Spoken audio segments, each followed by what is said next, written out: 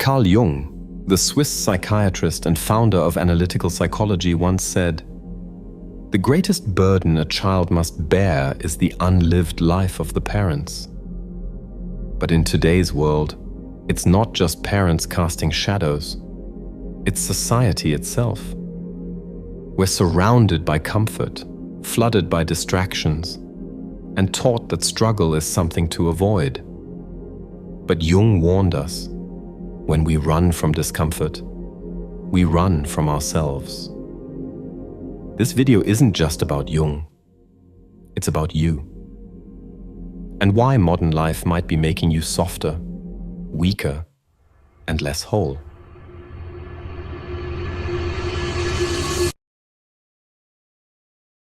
Let's start with the shadow.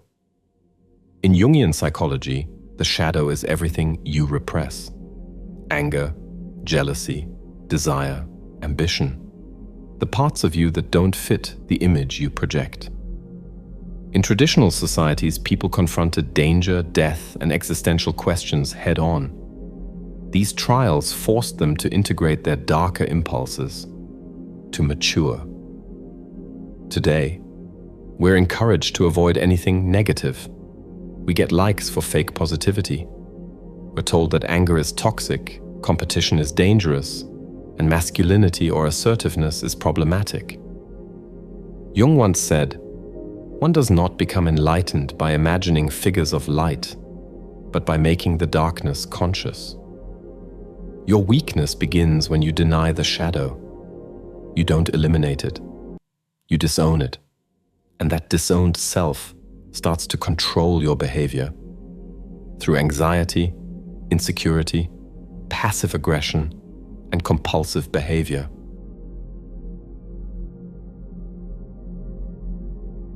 Jung believed that pain is a necessary part of growth. In fact, individuation, the process of becoming your true self, requires it. But today, we live in an era of ultra-comfort, frictionless everything. From food delivery to dopamine on demand. Struggle is seen as a bug in the system, not the feature it truly is. We have entire industries designed to protect us from discomfort. Instant validation through social media, porn instead of intimacy, processed food instead of discipline, escapism instead of introspection. The problem? You cannot build character in comfort. Jung once said, "There is no coming to consciousness without pain." Modern society has tricked us into thinking that peace equals pleasure. But real peace, the kind Jung spoke of, only comes after facing the inner war. Here's something Jung understood well. Niceness is not goodness. Society today encourages conformity, not authenticity. We're taught to be polite, agreeable, and inoffensive. But often, this is a mask for fear. The fear of being disliked, judged, or different. Jung would argue, when you trade authenticity for acceptance, you betray the self. Carl Jung didn't want people to be nice. He wanted them to be whole, to be capable of both kindness and confrontation, compassion and assertion, light and dark. He warned that the unintegrated shadow, the one we bury to keep up appearances, eventually emerges.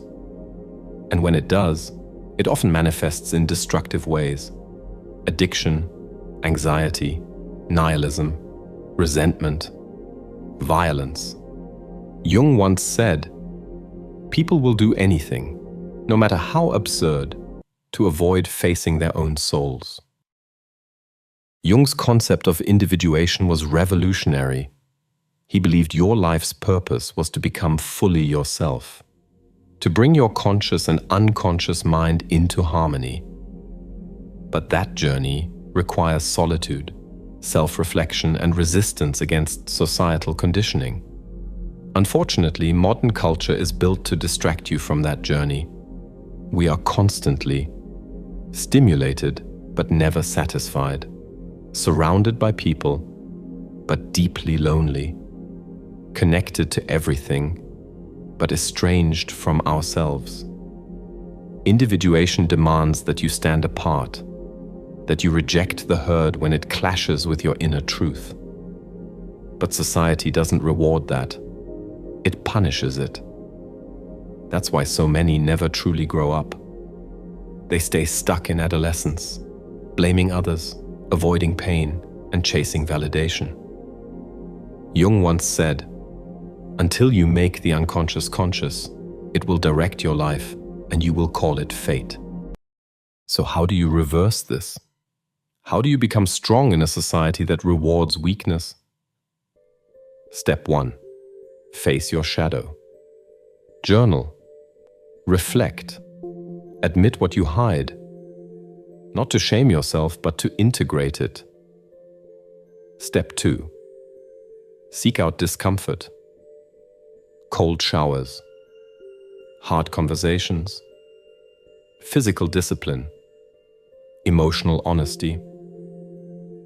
Step 3. Disconnect to reconnect. Spend time alone. Get away from screens. Go into nature. Read. Think. Step 4. Define your own values. Don't let the culture write your script. You are not a brand. You are a soul. Jung said, "The privilege of a lifetime is to become who you truly are." You won't find strength in external approval. You'll find it in the quiet, brutal, liberating work of self-confrontation. Carl Jung gave us the roadmap. Not to become perfect, but to become whole. Modern society wants you distracted, dependent, and docile. But Jung wants you conscious, complex, and powerful. So the next time you're feeling lost, soft, or stuck, ask yourself, is this who I am? Or is this who the world trained me to be? The world might be making you weak, but you still have a choice.